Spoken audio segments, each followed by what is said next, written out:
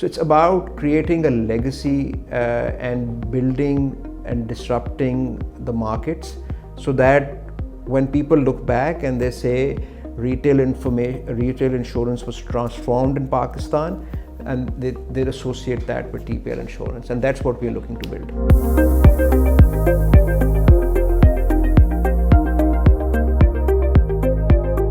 For us, we're very, very clear, insurance companies don't exist to collect premium. Insurance companies exist to pay claims. And if claim is your product, then the user experience and the user journey to get that claim has to be as quick as possible and as painless as possible.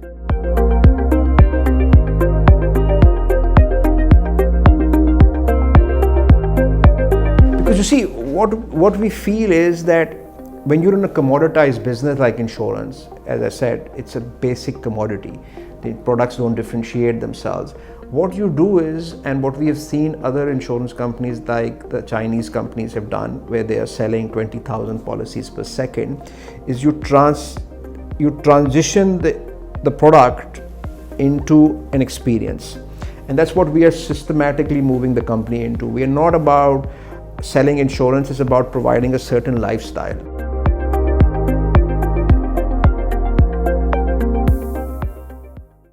So there are two broad categories, individuals, and you can access those individuals through third parties. For example, banks have customers, we work with those customers of the bank, that is retail for us. But then there are large corporates. Corporates means it could be a cement plant, it could be a textile mill, it could be a power plant, it could be any large corporate entity which needs to get insurance products for its own operations. It could be the physical assets by virtue of its plant and machinery, it could be its stocks, or it could be for their staff. But an individual, you're typically talking about somebody who wants to insure their vehicle, somebody who wants to insure their home, somebody who wants to insure their trip, be it domestic travel insurance, international travel insurance. It could be somebody who wants to insure their mobile phone. So the range of products are quite broad. For us, retail therefore requires a lot of communication. The retail market is a market where we are talking to individuals. Now maybe via certain channels, but at the end it's an individual decision, what insurance to take, what coverages to take, whether to continue it, because we have a 12-month renewal cycle. So retail is complicated. There are lots of options, lots of choice, and in our case, because we work with the retail segment, which is granular and large in volume, so small ticket, large volume, we've had to use technology as part of our DNA. Technology is the backbone of how we think, we operate, and we behave.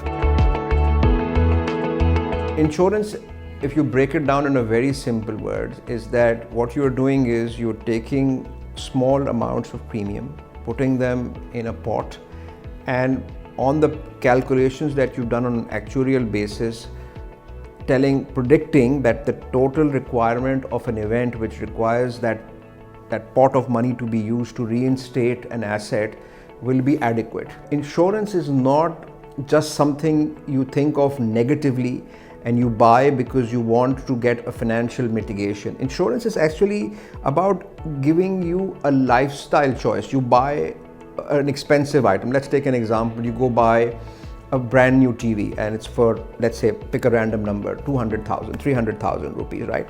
You bought the TV to enjoy the ability to watch television, but what you've not factored in is that there could be a surge of electricity unanticipated, or somebody could put an elbow through it and the TV would be broken. And all of a sudden you are there at that point where you're saying, I've spent a lot of money buying an asset which was quite precious to me, and now I have to dig deep into my pocket to replace it, to repair it, to fix it.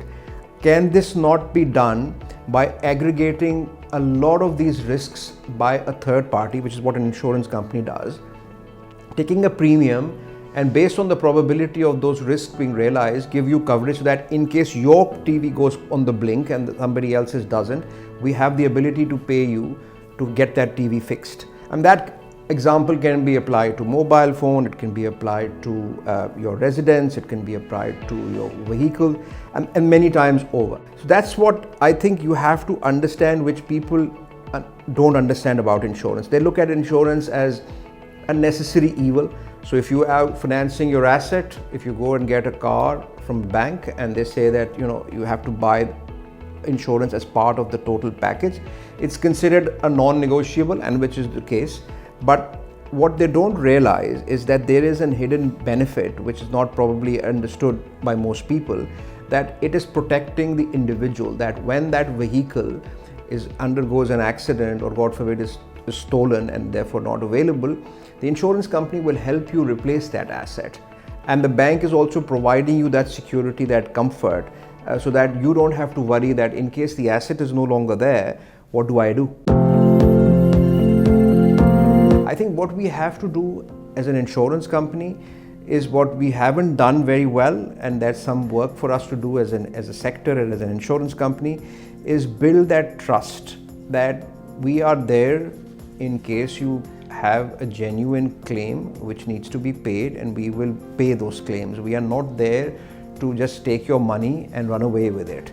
And that, I think, is a learning, or it's a communication that the individual and the industry needs to kind of have. Because when you are giving me a premium upfront without having a problem, and there is an inherent trust that you have on the institution, on the sector, on the regulator, saying this money is being invested or given for a certain event that will happen, and I will have the money back. And if you don't have that faith and you don't have that trust, then the cycle doesn't work.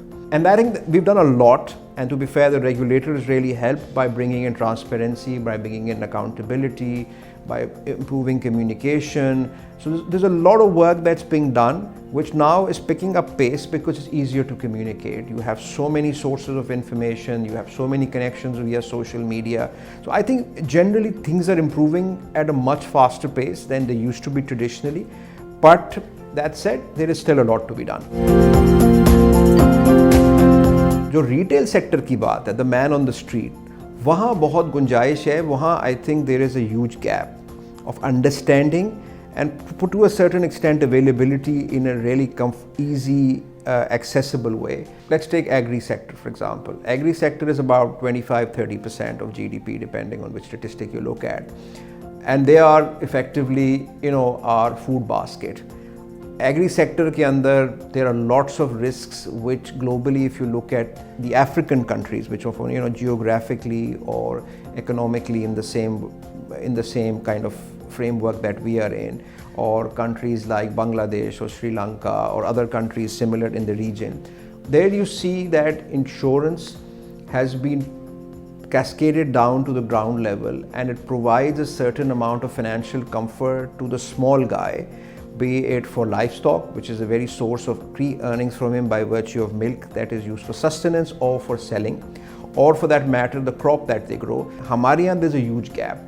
हमारे यहाँ crop insurance बड़ी basic है, उसको next level पे जो अब technology allow करती है वो हमने अभी तक इम्प्लीमेंट नहीं किया, and we are trying to be part of that change. Parametric और yield base, where insurance is not linked to calamities but is linked to weather patterns or is linked to yield of the crop. वो चीज़ें अब पाकिस्तान आ रही हैं, but हम थोड़े पीछे हैं. We have 20 million motorcycles, or most of them are not insured. I think the fault of it is partly ours, the sector as a whole, and us as part of that sector, that we have not invested in creating that knowledge, the awareness and the outreach to explain to people. Today it's 100,000 rupees or whatever that number is. Protect this asset for a very small amount, and that is prudent financial management. हमने बताया नहीं है, हमने communicate नहीं किया, and I think that is the opportunity which is available to us.